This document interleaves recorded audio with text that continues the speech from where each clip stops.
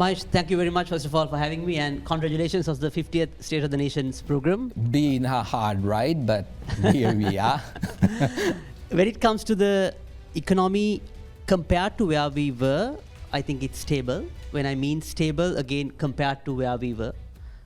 And all the macroeconomic indicators, or all the main indicators indicates the same, but it doesn't mean that we are out of the woods.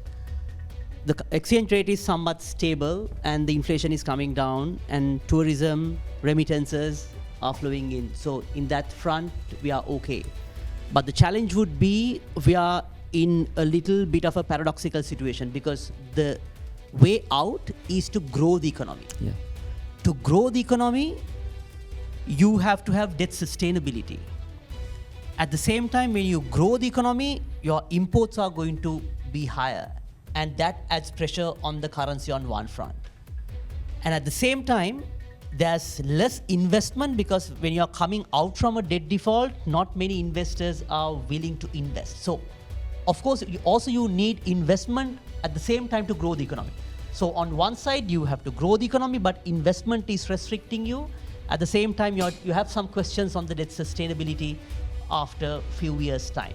Exactly. So we have to do everything at the same time. So that's why I said we are not still out of the woods. I think it's both sides are right, Mahesh, because the economy stabilizes doesn't mean the prices are going to come down. Because when you hit the 60%, 70% inflation stretch, the prices have already significantly higher now.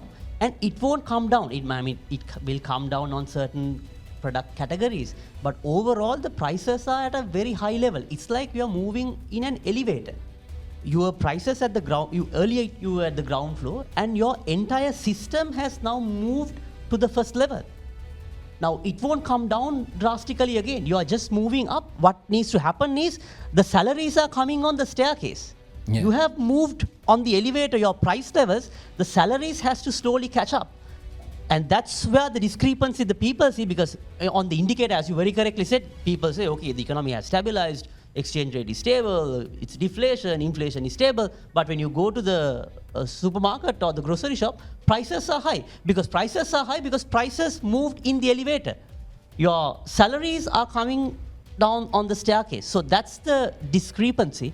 But adding on to what Dr. Kenneth and Dilith said, I think definitely the way out is the local entrepreneurs, and with Tanya has to step up. But let's understand the problem. Most of the resources of the local entrepreneurs, including Banukas, are taken by the government. Absolutely.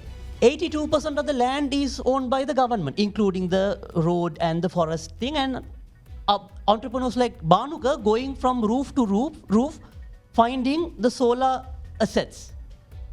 Let's look at the labor, because ultimately any entrepreneur has 4 factors to work with: land, capital, labor, entrepreneurship.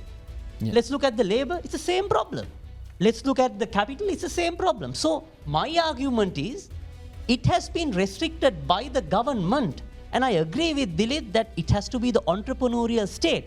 But entrepreneurs like Dilith and Banuka and everyone will come with the risk factors. They are successful because the ultimate definition of an entrepreneur is they are taking the risk of their reputation, time, and money. And unfortunately, the government has taken all the resources, and that's why they are struggling. And the cry that you hear is cannot be seen at the surface level, but it's at the deep level. Yeah. Without an economics example, because I'm also coming from a similar background like you. I haven't studied economics in any formal setup, so I'll give it a try at it. Imagine you are traveling from Colombo to Galle. You start the engine, the speedometer is at 0. Then you accelerate, it goes to 60. And then you stop at Galle, the speedometer comes back to 0. Now, if you think the inflation is that 60, that's the speed of the vehicle. So the inflation is basically the acceleration of the prices. Now, just because your speedometer is 0, when you get down from the vehicle, you are not in Colombo. You are in Galle. Because at 60, your price level has come from Colombo to Galle. So that's what inflation means. That's why the prices, just because the inflation is zero, because when you stop in Gaul, your speedometer is zero. But you have moved about 100 kilometers because your prices went up at 60 rate. The question is, what drives the prices? Like what causes the acceleration? I think that's where Dr. Kenneth and I would probably disagree. Not only And that is the additional supply of money. And the inflation means the rate that the prices go up. And when the rate is zero, doesn't mean that you're coming back to the same position as to Colombo. You have moved far away and now you're in Gaul. And that's why you see the same thing. The misery is in Colombo because people, their income is at Colombo level, but the price levels have moved up to Gaul, so they have to catch up. Figure out what are the 1, 2, 3 things we should do. So on your Let's- on your 50th State of the Nation, there are disagreements, but I found something where we all agree. Policy consistency, right? Yeah. Policy consistency. Right? Okay, I'll bring the monetary consistency because I am the savior of all of yours, but it's sad that I'm getting cornered. Because, okay, let's Yeah, we don't like you. that's good, that's a democracy. Okay, let's understand what's monetary consistency. Either you have to have fixed exchange rate. Exchange rate can't deviate too much. You need to have at least constant interest rate. Or else you can't, either you can keep both and you have another factor which is the reserves.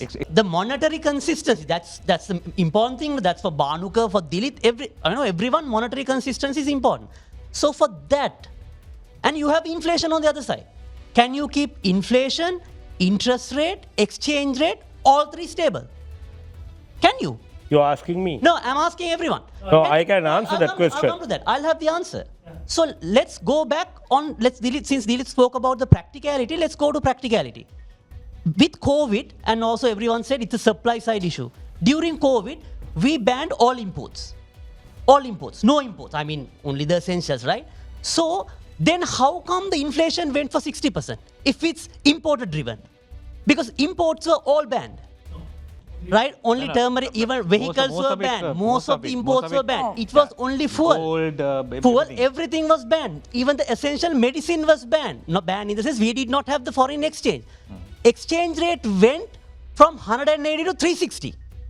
How come? That's the problem that I'm raising. It was an extraordinary situation. I agree with that. My point was, if it was so, I mean, if the imports were that cornered or banned and there were restrictions, not as bans, you have to have a cash deposit when you were imposing at 100%. So you have been restricting either of it. Even local production was hampered. Let me finish. So everything had a restriction. But how come then the currency collapsed? Then you have the answer if you look at the money printed by the central bank, which is the indication of the treasury bill and the bond stocks of the central bank, which was multiplied by about 6 times during the same time. The thing is, Dilip, when you have excess rupee supply, you are going to spend it on imports whether you like it or not. Because imagine your studio.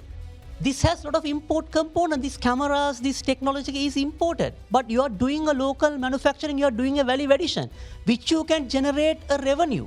But there's import component when you have excess money supply. And to do that, you have to have monetary stability. That's it. That's why it's said, stability is not everything. But without stability, everything is nothing. And that's exactly what we went through. And that's why it's important, central bank independence, you can debate on the degree of independence. But without keeping inflation stable, you are asking trouble for yourself. Because you are, next time, remember there was a time that the inflation went up that the quotations were only valid for 2 days. Because the prices were escalating. People like Bhanuka will be in trouble when he was going to price for on his projects. So monetary stability is same as policy consistency. But the challenge is this is a little bit complicated. I think Tanya is proving my point. Central bank created the inflation, and the only tool that they had to brought it down was the increasing the interest rate. So Tanya is getting a double knock on that. So that's what I said. Please, for God's sake, do not print money. excessively, and that's what happened to Dania. I have done the data. I think you can plot the money stock increase from 2020 to 2022 versus inflation. Correlation is not causation. Causation is on the money supply. I stand on that. But I would like to bring on the solution side, and I would like to bring with what Bhanuka said at the beginning. The best help the government could do is not intervening there. So to do that, do everything which is not intervening the entrepreneurs like Bhanuka and Tanya. And I stand for the micro and small enterprises. What we need to do is take the risk for them to invest.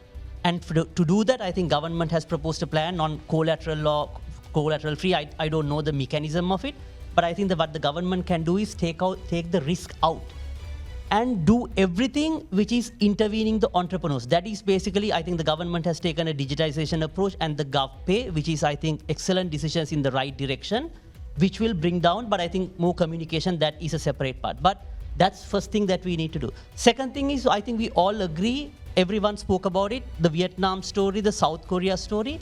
Again, what they did was providing the factor markets right. Give the land rights, invest in the budget maybe on Bimsavia to clear and have the industrial zones, because now the president himself said there are about 82 red tapes, licenses that has to be taken, that is restricting people like Bhanuka and Dilith and everyone. So remove those barriers, country will grow. But I stand on I bet my last dollar, monetary stability is equivalently important as policy consistency. Do not cross that line.